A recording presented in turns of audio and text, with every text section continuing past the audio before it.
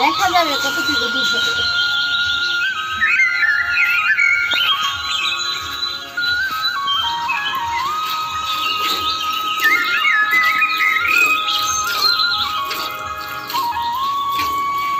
তো আপনারা অনেকেই কমেন্ট করেন যে আপু গাই দোয়ানোর ভিডিও শুরু কেন।